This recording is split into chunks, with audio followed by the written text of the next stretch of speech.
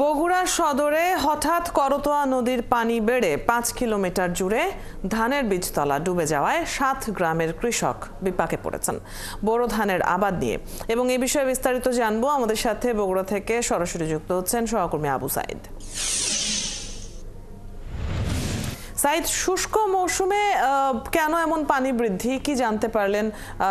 সেখানকার অবস্থা, কৃষকরা কি বলছেন, পানি উন্নয়ন বোর্ড কোনো ব্যবস্থা নিয়েছে কিনা, সব মিলিয়ে জানাবেন পরিস্থিতি। জি অদিতি, আপনাকে ধন্যবাদ।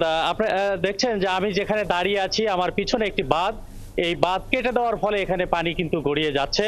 এটা হচ্ছে বগুড়া জেলা প্রশাসকের কার্যালয়ের সামনে। মূলত এই করতোয়া নদীর খনন কাজ করার জন্য এখানে পানি উন্নয়ন বোর্ডের কর্মকর্তারা বাঁধ দিয়েছিল। এর ফলে এর উজানে অন্তত 5 কিলোমিটার এলাকা জুড়ে চাষিরা নদীর পাদদেশে যে বীজতলা তৈরি করেছিল সেগুলো কিন্তু ডুবে গেছে।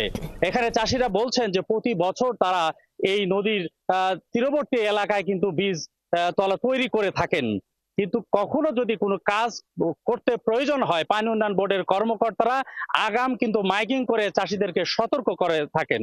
এবার কিন্তু তা করা হয়নি, আর তা না করার কারণে প্রায় 200 হেক্টর জমিতে যে বীজ লাগানো যেত এইরকম 500 চাষির বীজতলা কিন্তু নষ্ট হয়ে গেছে। এবং ইতোমধ্যে কৃষি বিভাগের কর্মকর্তারা সেটা জরিপ চালাচ্ছেন। দিদি, এই ছিল বগুড়ার করতোয়া নদীর পাদদেশে লাগানো বীজতলার সর্বশেষ তথ্য। আবু সাইদ, ধন্যবাদ আপনাকে।